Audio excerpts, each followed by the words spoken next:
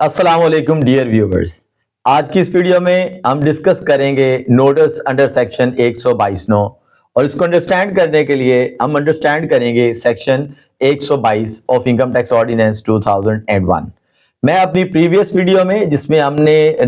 Section 121 को discuss किया, उसके स्टार्ट के अंदर मैंने सेक्शन 122 के बारे में, अमेंडमेंट ऑफ असेसमेंट के बारे में आपको बताया। इसका आपको प्रीवियस वीडियो का लिंक भी यहां पर नजर आ रहा होगा। सेक्शन 122 कब अप्लाई होता है या 122 के तहत अमेंडमेंट कब होती है? जब एक टैक्स पेयर अपनी रिटर्न सबमिट करता है और जैसे ही टैक्स पेयर एक रिटर्न सबमिट करता है तो सिस्टम ऑटोमेटिकली उसका डीम्ड असेसमेंट का एक order under section 120 subsection 1 issue कर देता है। अब later on at any stage जब एफबीआर को कहीं से कोई डेफिनेट इंफॉर्मेशन रिसीव हो या एफबीआर के पास किसी टैक्स पेयर का ऑडिट चल रहा हो, तो ऐसी सूरत के अंदर जब एक डेफिनेट इंफॉर्मेशन एफबीआर के पास मौजूद हो कि टैक्स पेयर ने कुछ ऐसी इकोनॉमिक एक्टिविटी की है जिसको टैक्स पेयर ने अपनी इनकम टैक्स की डिक्लेरेशन के अंदर रिकॉर्ड नहीं किया, तो इस सूरत के अंदर एफबीआर जो है वो टैक्स पेयर को सेक्शन 122 नो का नोटिस इशू करते हुए एक अपॉर्चुनिटी देता है कि हम आपकी जो ऑलरेडी डीम्ड असेस्ड इनकम है उसको हम इन बेसिस पर जो है वो अमेंड करने जा रहे हैं। सो व्यूअर्स, इस सेक्शन 122 नो के नोटिस को अंडरस्टैंड करने के लिए हमें समझना पड़ेगा सेक्शन 122 को कि किन हालात के तहत कौन से सिनेरियोज हैं या कब एफबीआर किसी भी टैक्स पेयर को सेक्शन 122 नो का नोटिस इशू करता है। तो डियर व्यूअर्स, बढ़ते हैं अपनी स्क्रीन की जानिब और सेक्शन 122 नो के सम इंपॉर्टेंट सेक्शंस को डिटेल्स के अंदर डिस्कस करते हैं कि हम इस सेक्शन के सम इंपॉर्टेंट सबसेक्शंस को डिस्कस करेंगे जिनकी बेस पर आपको सेक्शन 122 नो का नोटिस इशू होता है। ये जो सेक्शन 122 है इसके 9 सबसेक्शन हैं और वो जो नोटिस आपको इशू होता है वो उसी सबसेक्शन 9 के अकॉर्डिंगली ही इशू होता है। सो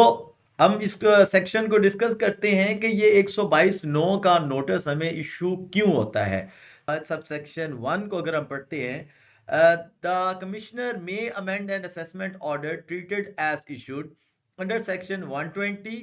और issued under section 121 by making such alteration or addition as the commissioner consider necessary। यहां पर एक टर्म बार बार यूज हो रही है, कमिश्नर। इनकम टैक्स ऑर्डिनेंस का सेक्शन 210 डेलीगेशन ऑफ पावर्स को डील करता है। According to that section, commissioner inland revenue अपनी जो पावर्स हैं वो अपने नीचे डिफरेंट सबऑर्डिनेशन जो ऑफिसर है जिनके पावर असेसमेंट की पावर मौजूद है उनको अपनी पावर जो है वो डेलीगेट कर सकता है। तो हम जब भी इस ऑर्डिनेंस के अंदर कमिश्नर पढ़ रहे होंगे सो मोस्टली उससे मुराद हमारा असेसिंग ऑफिसर होगा जो कि हमारी असेसमेंट कर सकता है। अब ये सेक्शन कहता है कि अगर आपका एक असेसमेंट ऑर्डर इशू हो चुका हो सेक्शन 120 में, इनके 120 से मुराद ये है कि जैसे ही आप रिटर्न फाइल करते हैं सबसेक्शन 1 के अंदर 114 सबसेक्शन 1 के अंदर या सेक्शन 114 के सबसेक्शन 4 के अकॉर्डिंगली, तो आपको एक सेक्शन 120 का जो ऑर्डर है डीम्ड असेसमेंट का ऑर्डर इशू होता है। या फिर अगर आपने कोई रिटर्न फाइल नहीं की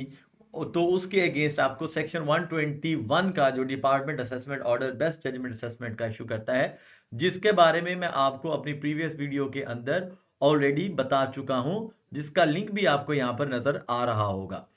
अब सेक्शन 120 के अंदर जो ऑर्डर डीम्ड असेसमेंट हो चुका है या 121 के अंदर एक आपका ऑर्डर असेसिंग ऑफिसर इसको इशू कर चुका है, तो हम सबसेक्शन 1 के अंदर, इस सबसेक्शन 1 के अंदर 122 सबसेक्शन 1 के अंदर कमिश्नर या उसके सबऑर्डिनेशन में कोई भी असेसिंग ऑफिसर जो है वो आपका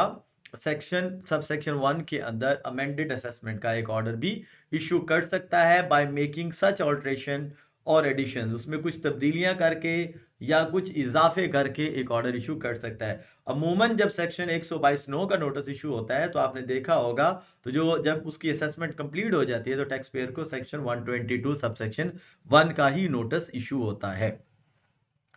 तो एक बात तो ये क्लियर होगी। सेकेंडली, ये जो ऑर्डर है सबसेक्शन 1 के अंदर, ये जो 122(1) का ऑर्डर है, ये कब इशू होगा? ये सबसेक्शन 2 में बताया गया है, no order under subsection 1 shall be amended by the commissioner after expiry of the 5 year from the end of the financial year in which the commissioner has issued or treated to have issued the assessment order to the taxpayer. Means के commissioner या assessing officer कोई भी ऐसा order financial year के complete होने के 5 साल के अंदर अंदर ही कर सकता है। 5 साल के बाद कोई भी जो ऑर्डर है वो फाइल नहीं किया जा सकता। जैसे करेंटली आज डेट है हमारे पास 26 जनवरी, हमारे पास जो टैक्स ईयर चल रहा है वो 2024 है। तो डेट है बिकॉज ये जो फाइनेंशियल ईयर है ये जुलाई 2017 से स्टार्ट होता है और जून 2018 पे एंड होता है। अब जैसे ही ये एंड होगा तो इसके एंड होने के 5 साल के अंदर, अब टैक्स ईयर 18 एंड हुआ, एंड होने के बाद से अब आगे चलेंगे तो 5 साल के अंदर अंदर जो है इसकी असेसमेंट की जा सकती है। देन मूव करते हैं आगे सबसेक्शन 3। सबसेक्शन 3 उस सूरत में इशू होता है जब आपकी जो रिटर्न है वो रिवाइज हो जाए।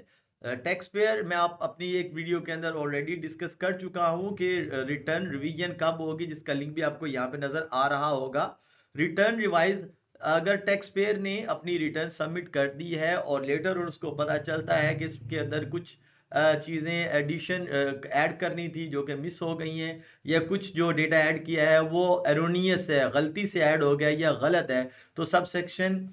6 के अंदर 114 सबसेक्शन 6 के अंदर जाकर जो टैक्स पेयर है अपनी रिटर्न को रिवाइज कर लेता है। सो जैसे ही टैक्स पेयर अपनी रिटर्न को रिवाइज करता है तो उसके बाद सेक्शन 122(3) का जो है एक ऑर्डर इशू होता है। ये भी ऑर्डर डीम्ड ऑर्डर की तरह ही है, जैसे ही रिवाइज रिटर्न सबमिट होती है तो ये भी ऑर्डर ऑटोमेटिकली जो है वो टैक्स पेयर को रिसीव हो जाता है। ये ऑर्डर 122 सबसेक्शन 3 के अंदर पास होता है ऑटोमेटिकली जैसे ही टैक्स पेयर की return under section 114 subsection 6 submit होती है।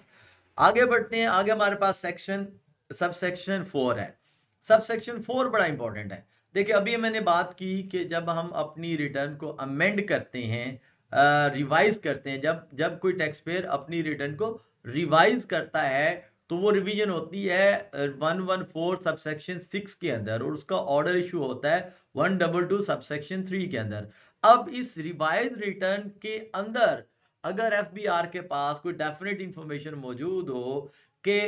टैक्स पेयर ने अपनी इस रिवाइज रिटर्न के अंदर भी कुछ डिक्लेरेशंस जो देनी थी नहीं दी, तो इस सूरत के अंदर एफबीआर उसको फर्दर अमेंडमेंट का जो है वो ऑर्डर पास कर सकता है सबसेक्शन 4 के अंदर। देखिए एक तो थी असेसमेंट, जब टैक्स पेयर ने अपनी ओरिजिनल रिटर्न फाइल की और उसका ऑर्डर पास हुआ सेक्शन 120 के अंदर, और दूसरी थी जब उसने रिवाइज की और उसका ऑर्डर पास हुआ 122 सबसेक्शन 3 के अंदर, ये थी अमेंडेड। अब अगर इसी रिटर्न को एफबीआर किसी डेफिनेट इंफॉर्मेशन की बेस पर फर्दर चेंज करना चाहता है, आल्टर करना चाहता है, एडिशन करके टैक्स चार्ज करना चाहता है, तो इस सबसेक्शन 4 के तहत ही ये चार्ज किया जाएगा। बट ये जो सबसेक्शन 4 है ये आपका कंप्लीशन के जो है ना वो one year from the end of the financial year in which the commissioner has issued or have issued the amended assessment order। आपने जब वो 122(3) के तहत कोई ऑर्डर इशू किया हो या 122(1) के तहत कोई ऑर्डर इशू किया हो, उसके इशू करने के 1 साल के बाद या within the 5 year whichever is later होगा, तो उसमें ये आपका जो फर्दर अमेंडमेंट का ऑर्डर है वो इशू होगा।